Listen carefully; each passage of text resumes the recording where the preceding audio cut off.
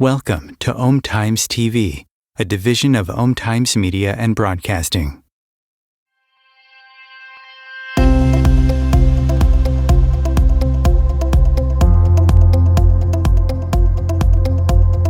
Sex is the life force energy that runs through us all. The link between sex, creativity, and the sense of aliveness is strong. Can you use sexual energy for your spiritual evolution? Or perhaps for emotional healing? Is it even possible? Clinical sexologist Dr. Martha Tara Lee will explore all these and more on the Eros Evolution show here on Om Times Radio and TV.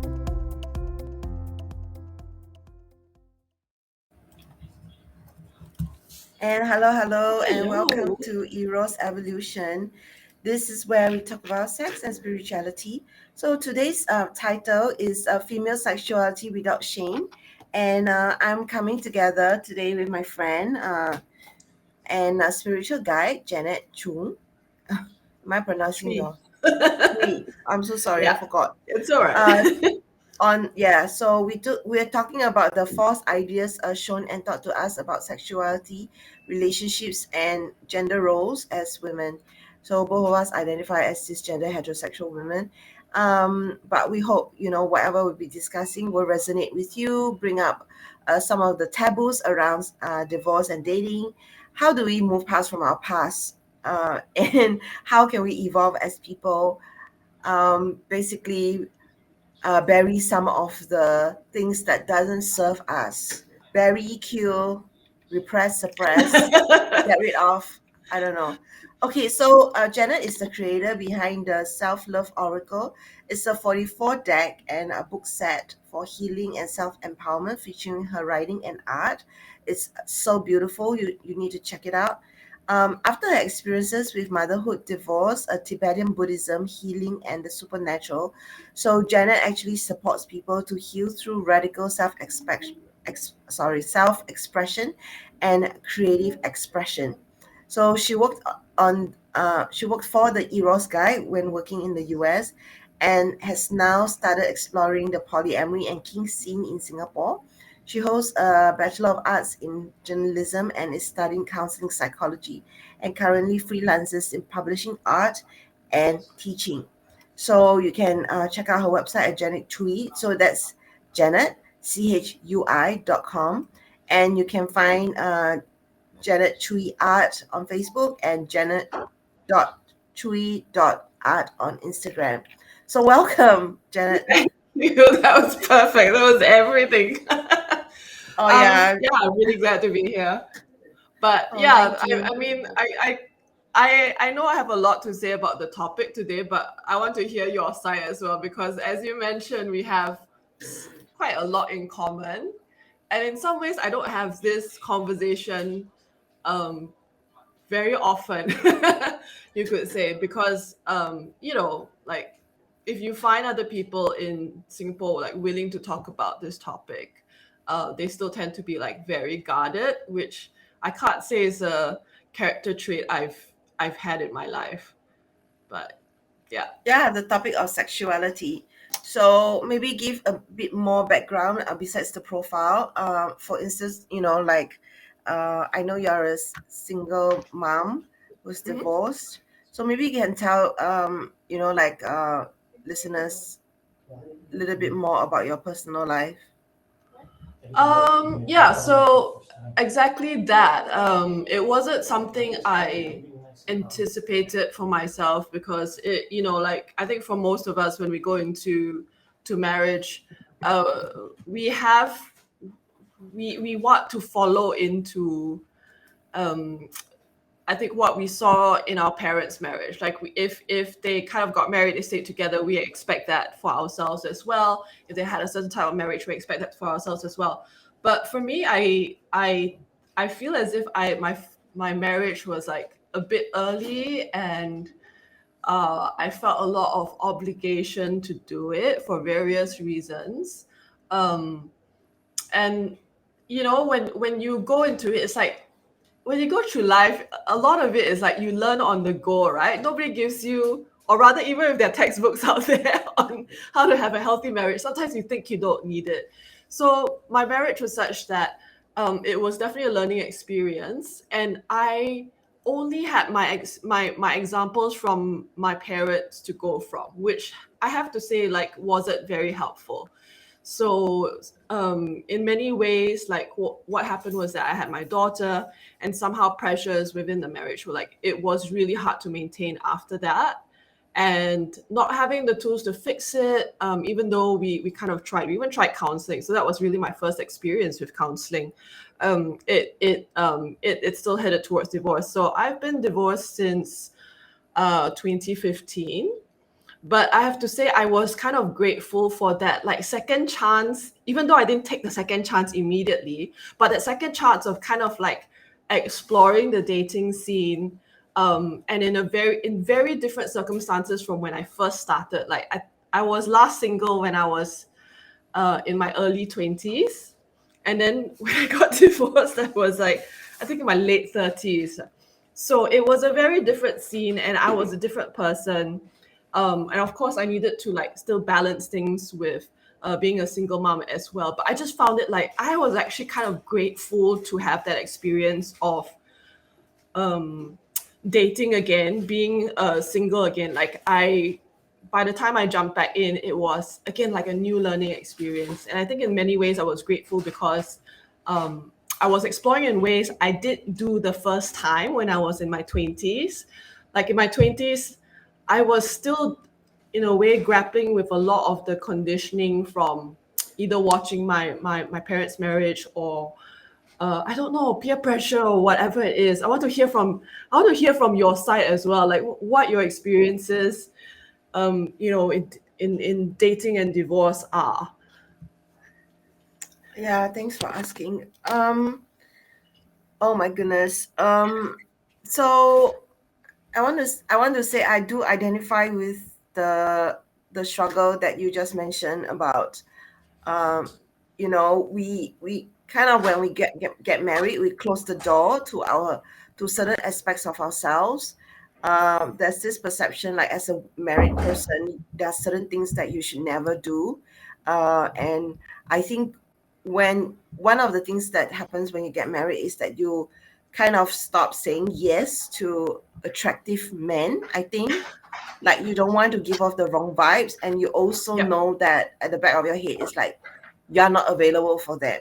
So in some ways like we close ourselves off. So to close that and then to then be single, to feel like, oh, now the world is my oyster, I can basically date or go after whoever I want. Even though it sounds really exciting, it can also be really scary because if you close the door for so long, you don't really know how to open it up. You don't really know how to interact with people in that way anymore.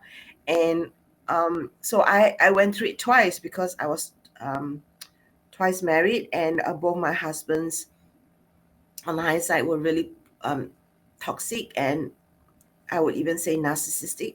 They were both psychologically abusive towards me. And I totally take responsibility for the fact that I was also not very healthy myself. Um, but I would have to say that the second time round with my second marriage, I had learned so many things, but even then it was still not enough. Talking about that, there was this uh, kind of like culture shock that I kind of had to go through. It's like I closed the door and now I'm like opening up again, and I really don't know how to interact with people anymore. And so it is really scary as we go through transition, and it's more tiring than people think it is. So it's so important to be gentle with ourselves, to do things at a time and place that feels right for us, but also that we don't just become so comfortable with not doing anything, or like get caught up with this whole thing around, oh, I need to heal completely and fully, and then just like really sit on it for so long, become like inertia, when actually it's fear stopping us. So what do you think about what I just shared? I connect with a lot of it because I feel like I experienced what you mentioned, in that I also had that, I went through that phase of, oh, I need to heal before I can date again.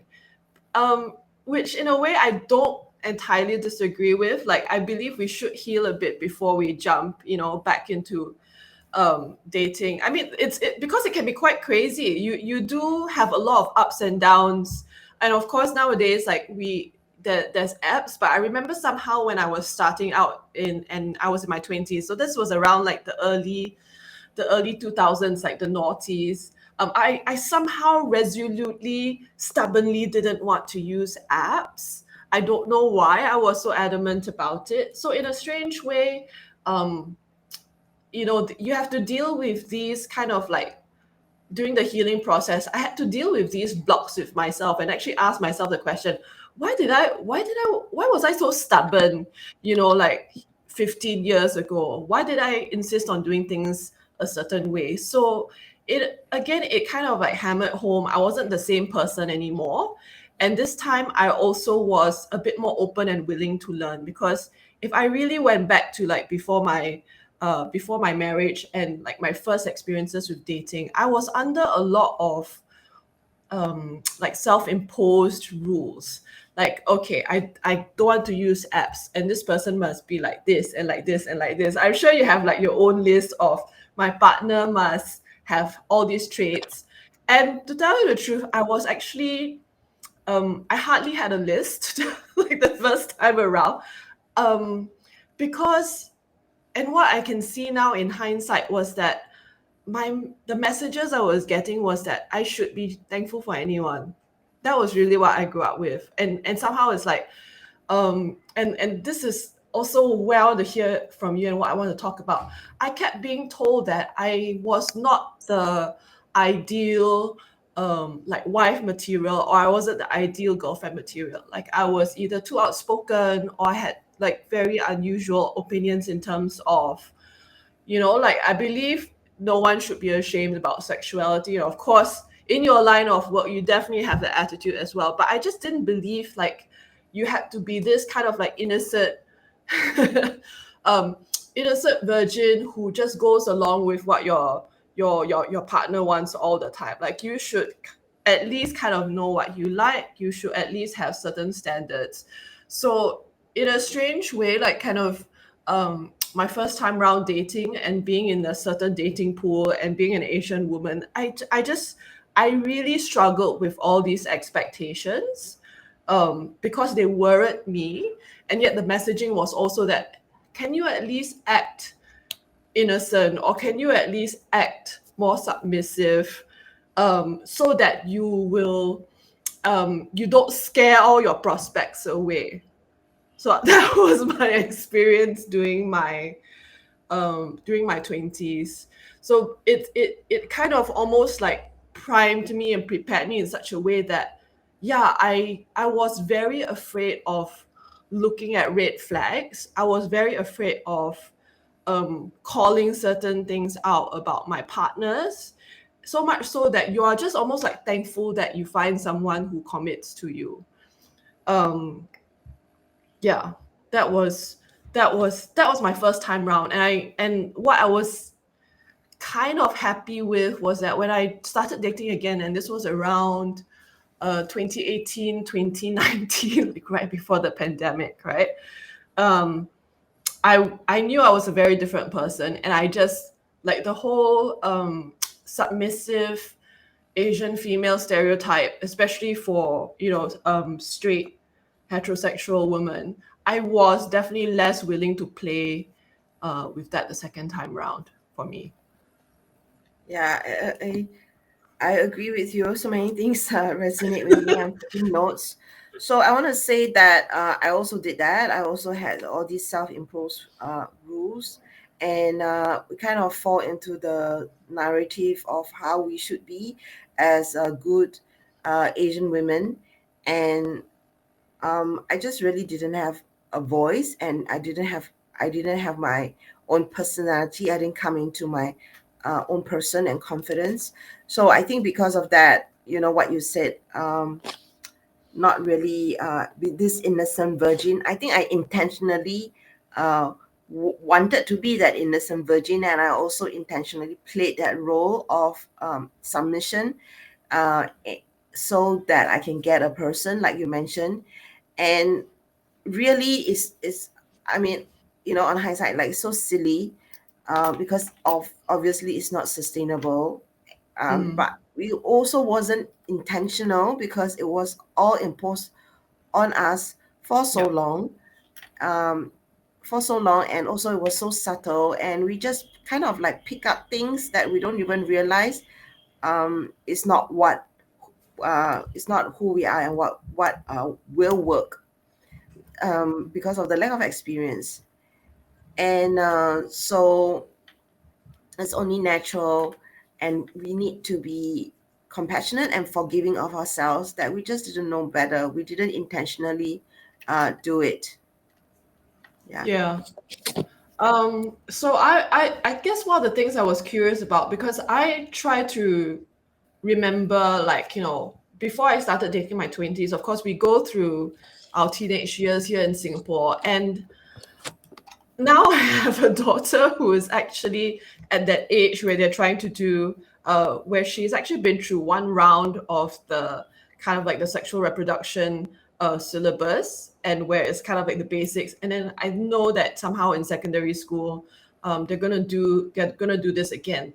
So so just as a contrast, I know that the kids now are actually getting it more, like having these things taught to them in class more than once, and it's also earlier than, somehow I don't know, I draw a blank during about what happened during my secondary school years here. But I remember I actually went through a girls' school, and somehow in a girls' school, you are around your own kind more, right? At least for me, like, you're around your own kind more. So in some ways, we had no, we were not shy talking about sex, or we were not shy talking about sexuality. We were not shy talking about our crushes from TV and everything. So in a way, I realized that actually a lot of my social attitudes, a lot of the way I felt about, like, sexuality was also, it was probably more informed by my friends from girls' school than any of the school syllabus. So in a strange way also, I think all of us, for some reason, we were really affected by the media. And then if I think about what was on TV at the time that we were in girls' school, it would have been Beverly Hills 90210. There was a Pretty Woman movie, which as a school we actually went to go and watch. Like, there were actually like bus loads of classes going to watch it.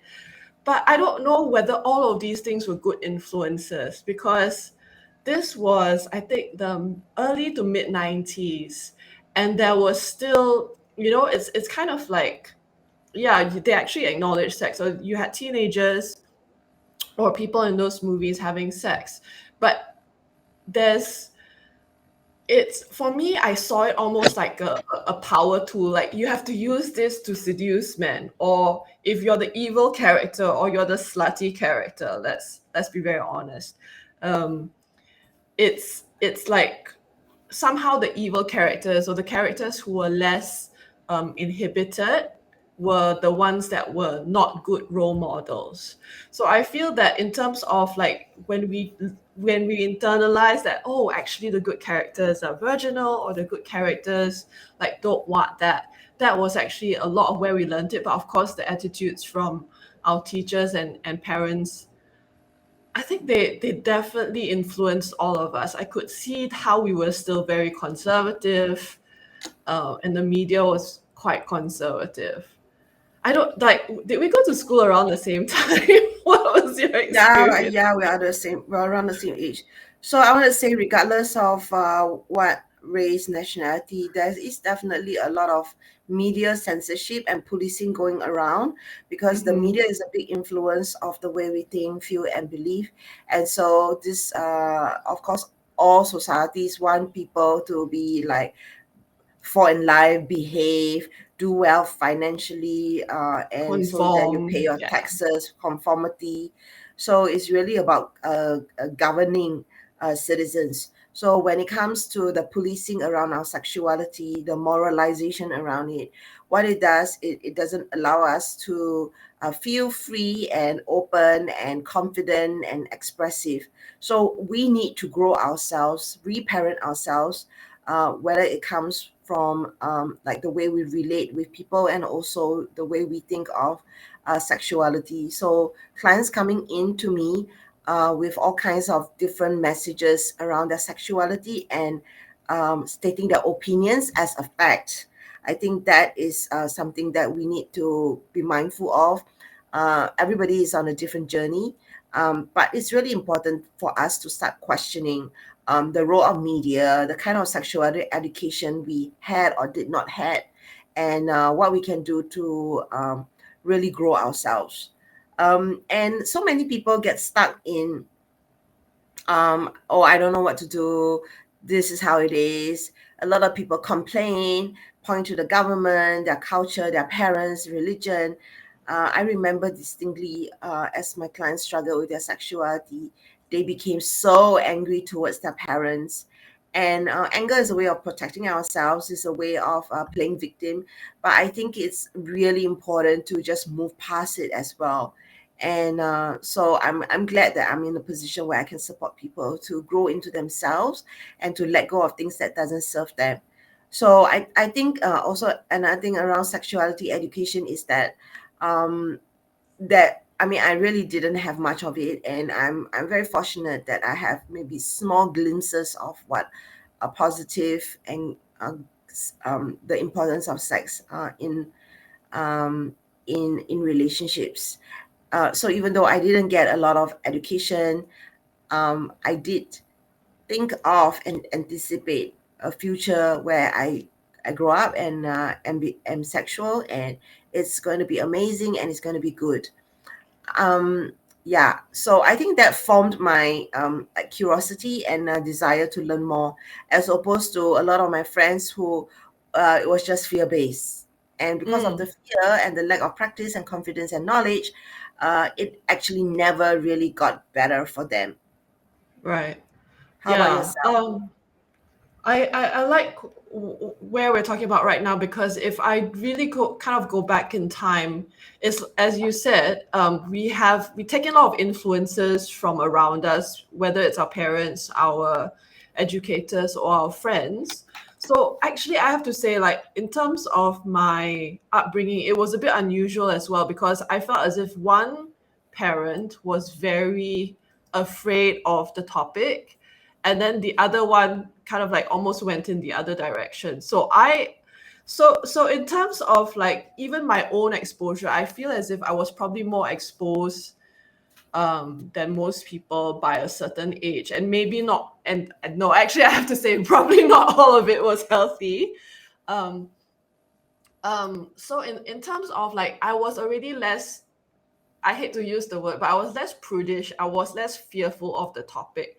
And maybe because as someone who was like practicing art and really interested in looking at art, do you know how many naked woman paintings there are that are considered classical art? So in that sense also, I was less shy about like the human body. Like I don't understand, even amongst my own peers, like, okay, if my mom is very squeamish about the naked body, maybe it's a generational thing. That's how I kind of like rationalize what I saw from my parents, or at least from one parent. But then the other parent also had certain materials around the house, which I think I was exposed to too young. So, but one effect on me was that I was really not squeamish with the topic. I was not very squeamish with kind of like nudity the way my friends were as well, because I saw it in paintings all the time. Um, so by the time I went to girls' school, and then I was in that crowd of people where they were very enthusiastically like sharing gossip, like, oh, can you get? I don't know whether you had these conversations, but do you think you can get pregnant like sitting on the toilet if there was a guy using it first? We were still talking about sperm and egg, but we were still grappling with how easy or not it was to get pregnant, and therefore telling all these like scare stories.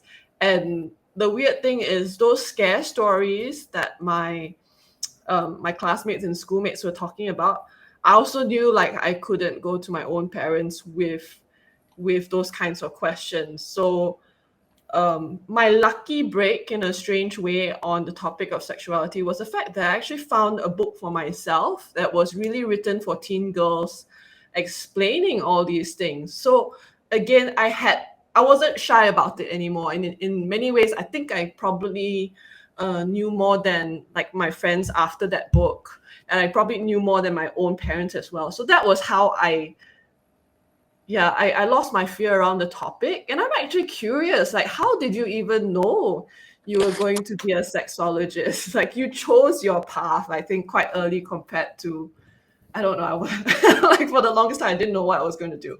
But you seem to know. Yeah, it was unfolding as well. I didn't know immediately. The first 10 years of my career, I was in corporate communications. Then when I got my first big heartbreak through the divorce, I had to find myself. And that was when I realized my life calling is to support people. And I really wanted to support people around the aspect of their sexuality. So I went and got the training, and I decided to come back, start my practice. I was really pushed to do it because I was really unhappy with how the lack of sex education was doing a number on all the women that I was seeing around me. All my friends were having difficulties around their sex life. They were afraid, they were having pain, they were having phobias around their sexuality. And I was like, no, I want to put my stick in the sand and say I'm here to support people around their sexuality. And in order to do that, I needed to get the knowledge for myself. So really, that's how it started, like, about 15 years ago. And yeah, when I started, people were very negative about it and making fun of me. And I still get mocked at and harassed. But it's been worthwhile because I get to support a lot of people, and I do see the transformation in the lives of my clients. Yeah. Okay, so we have a break, and I will be back after this break. Om Times TV. Imagine becoming a super influencer. Reinvent yourself, invest in your brand, and then manifest your success with a robust spheric approach. Om Times Media and Broadcasting offers a unique and multifaceted way to become the spiritual and conscious influencer you deserve to be by putting your message across our powerful platform with its proven record of integrity and excellence. Through our produced shows, Om Times offers the opportunity to become a social media TV personality, a radio show host, an Om Times magazine columnist, and a syndicated podcaster, all in one shot. By live streaming your show on Om Times TV and broadcasting it across the extensive Om Times radio and TV networks, you become more than a host. You become an ambassador and a force for positive change. Om Times. Open yourself to the possibilities. If I could be you, and you could be me for just 1 hour. If we could find a way to get inside each other's minds. Walk a mile in my shoes. Walk a mile in my shoes. Well, before you abuse, criticize and accuse, walk a mile in my shoes.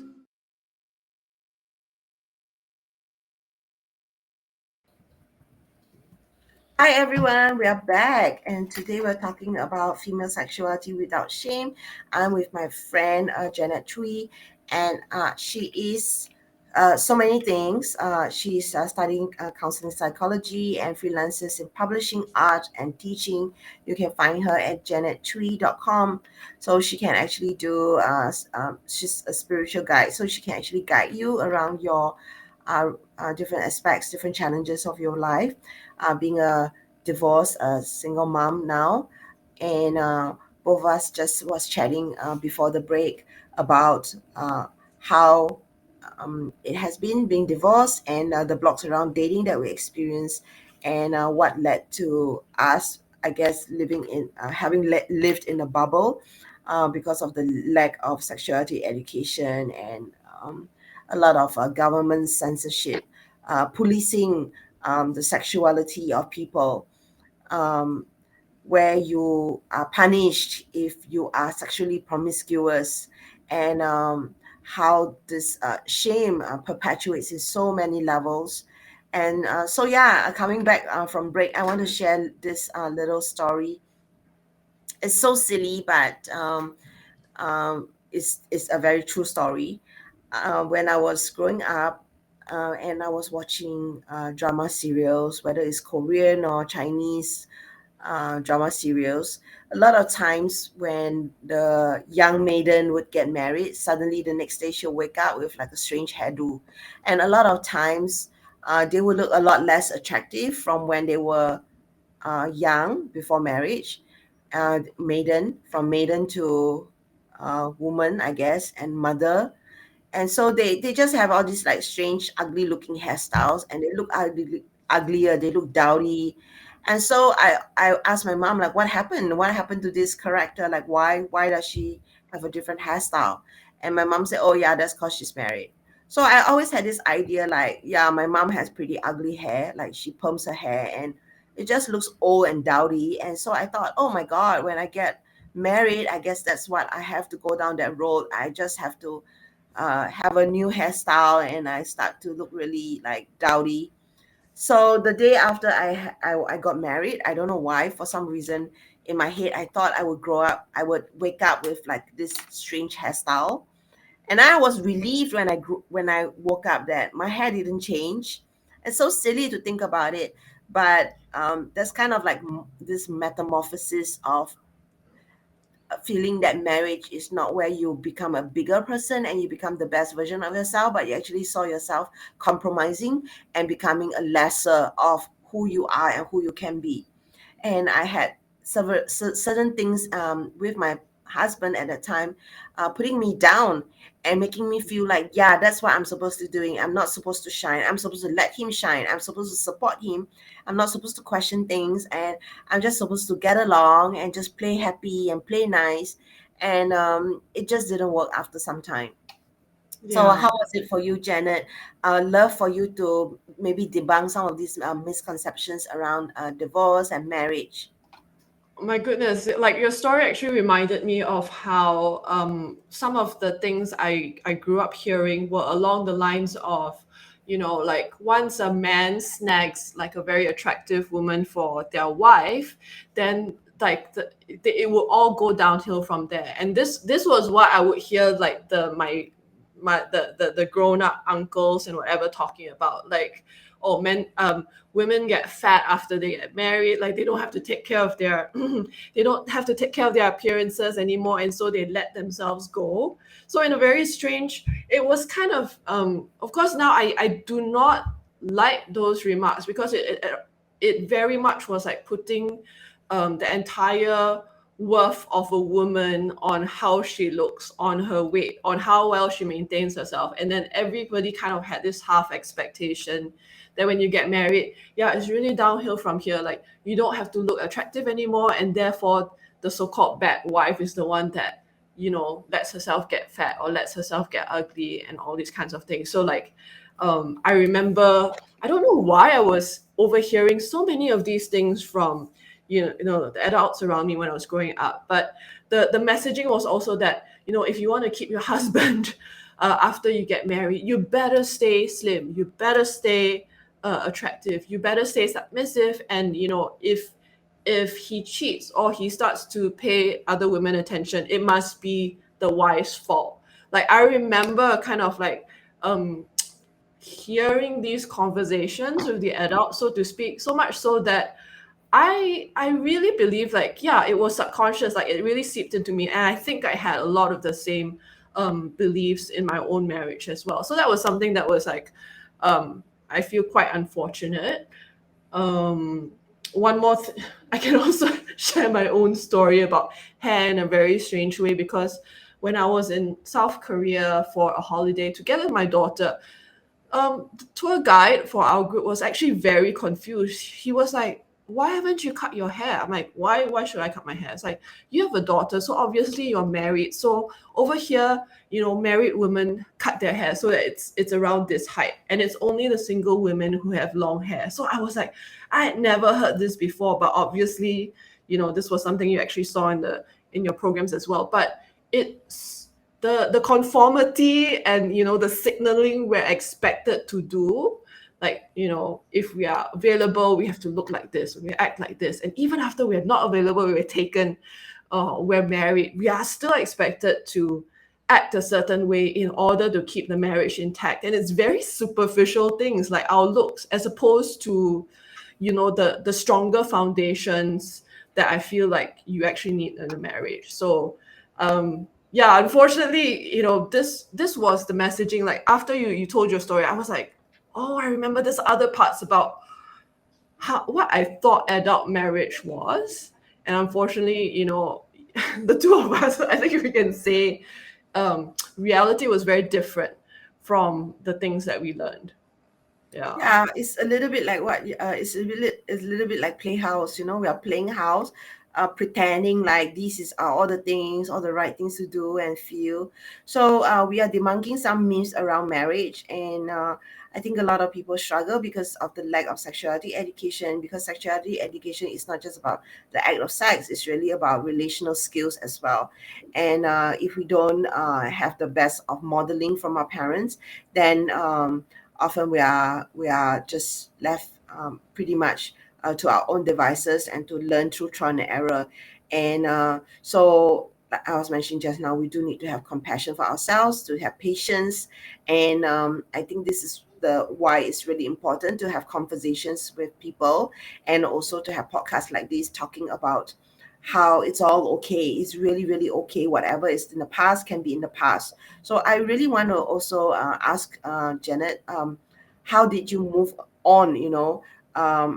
Things, basically the cookie crumbles, the bubble burst, and we kind of had this reality check, and the marriage was just not working, and we needed to get a divorce. So having been divorced, we kind of waffled through all this already. How did you move on, heal yourself, and led to the relationship that you are now? Okay.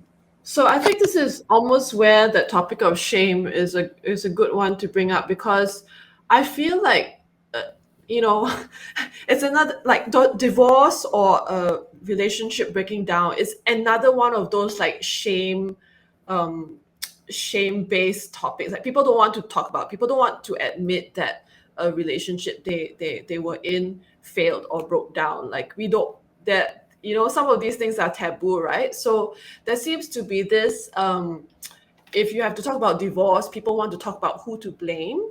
And I don't know, like, again, having been through it, you are not, after a while, at least for me, there was a stage I wasn't interested in blame. I just wanted to be free again. I just wanted to be happy again. And I feel that with all these topics, self-compassion and compassion in general is just such a huge thing. Like, we need to acknowledge when we are suffering. We need to acknowledge when maybe some things you need to kind of air out. You have to verbalize, you have to ventilate, you have to, like, get more learning in order to fix it. So you cannot shy away from the topic of sex, or you cannot shy away from the topic of sexuality, or you cannot shy away from, like, why the marriage broke down. So if you actually kind of, like, I don't know, in many ways, you have to remove all the onlookers and the imaginary audience in your head that is judging you. You have to somehow find a safe space, or the counselor, or that kind of, like, safe friend where you can talk about these so-called taboo topics with. And it is true that, like, self-examination, I actually want this in a marriage, or I actually need this in a marriage, or I actually need this in my relationship, and I'm not getting it. The shame becomes not so important, because you just realize actually everybody wants to be happy, or everybody might need, like, the same things from their relationship. So even though I know that, like, among Chinese families or Chinese culture, like, divorce is so taboo or so shameful that, you know, you even see couples that if they don't work or it's a very abusive relationship, divorce is so shameful that they'll stay in it.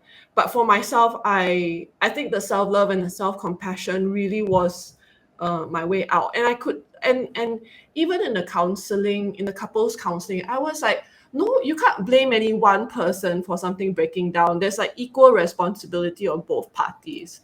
And if you can be honest enough and kind of like have enough integrity to go, yeah, my fault was this one, but I don't know how to fix it anymore, or I couldn't have done better because I did the best with what I knew or whatever it was at the time, but now I actually want something different, then there shouldn't be any shame there. So that's how by the time, you know, kind of the divorce came through, it was a huge relief. So that was my experience. And I have heard kind of different stories when I was dating. By the time you start dating in your 30s and 40s, like you actually start seeing other people with also their own experiences. Like we collected all these experiences and we start comparing. So in a very strange way, I suppose I'm moving on very quickly, is that when I went from divorce back into dating, but I did take a few years break, it was to almost like integrate all my experiences. I had to understand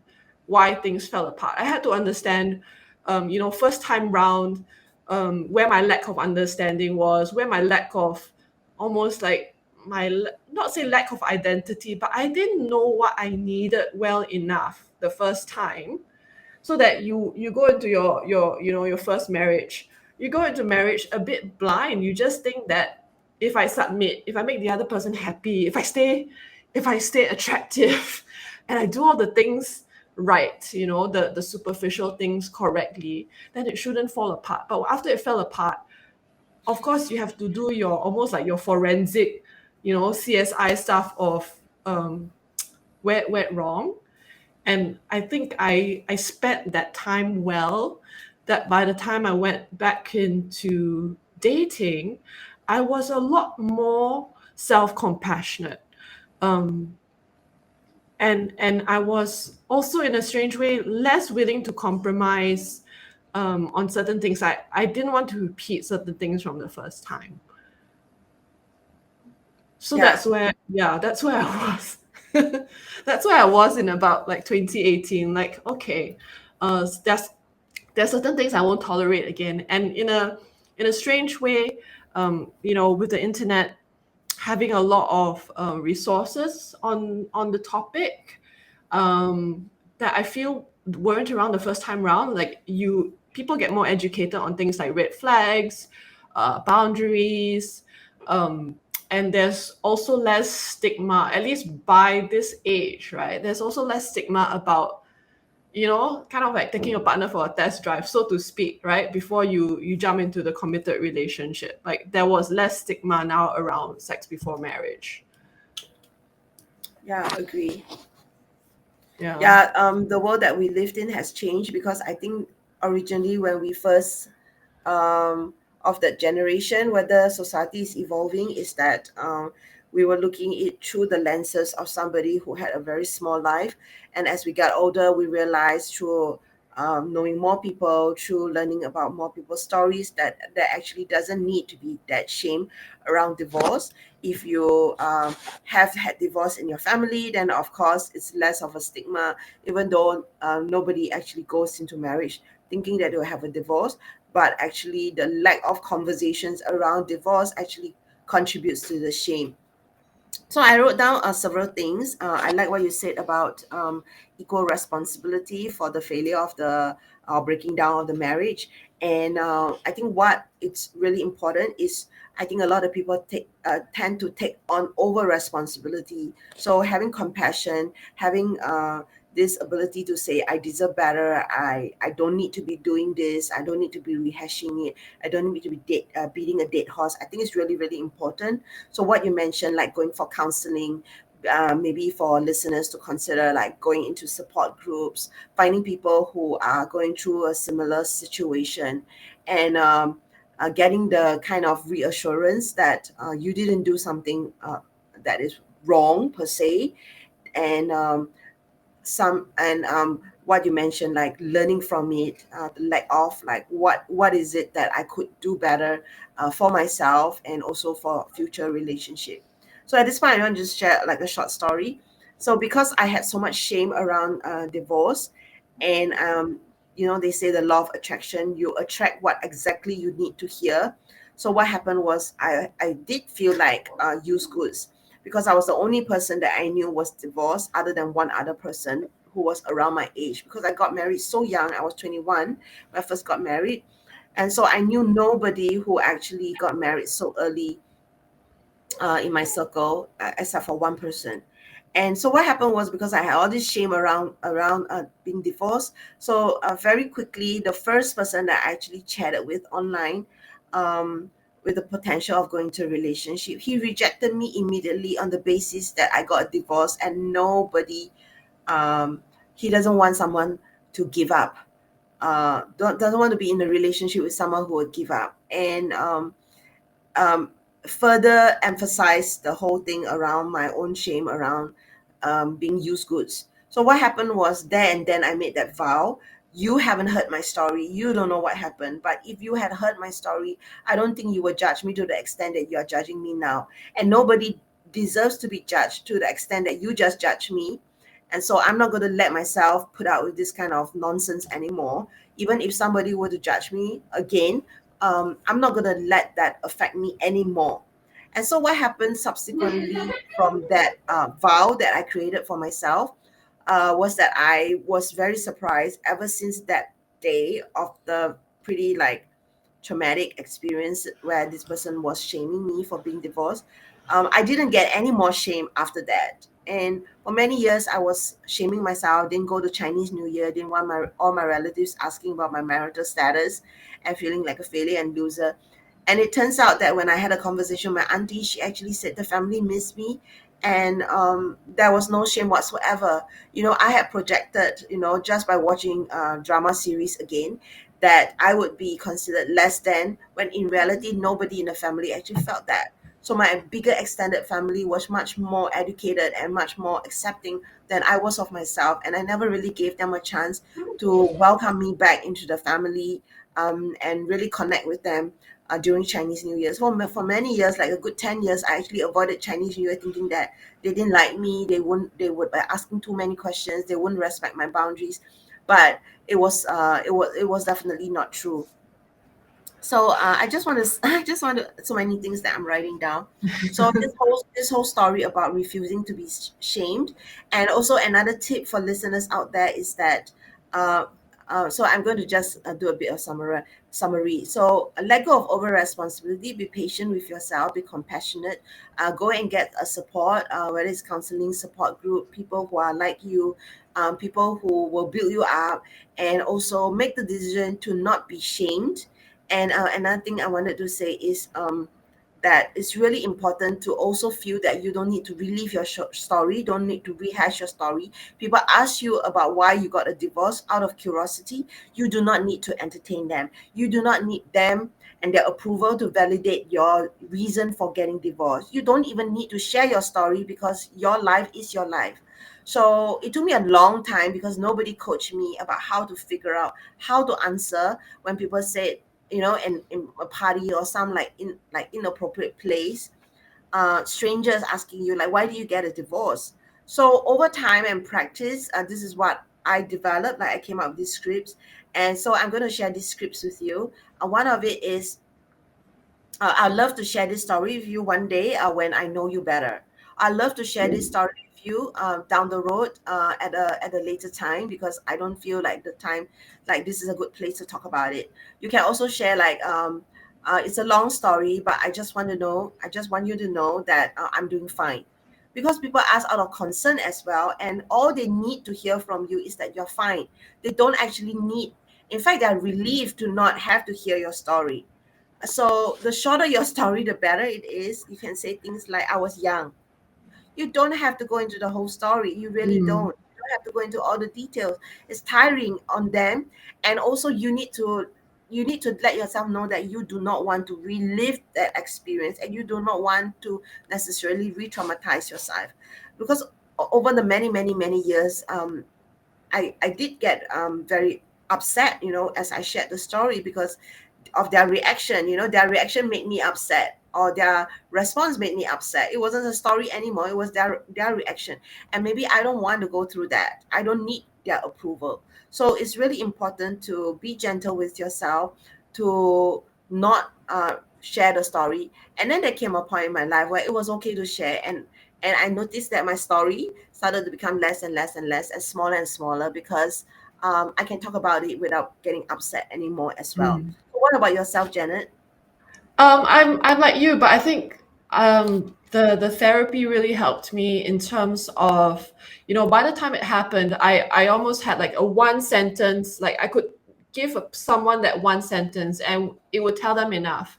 And of course, as you say, if you want to share the full version, you have to wait for that person to get closer to you. But I think my one sentence was something like, oh, it was just, I was carrying a lot of it, and until I couldn't carry it all by myself anymore. So that was like my one sentence, because for me, it was just too much work on myself.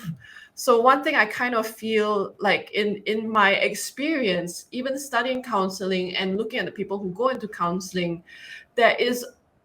it's so women are so overrepresented in that industry, where, because like we care, I think some of it is because we were raised to almost like bear the burden of everyone's feelings, right? It's like relationships going well, the woman repairs it, or the woman tries to repair it. She has to do something to like please the other people.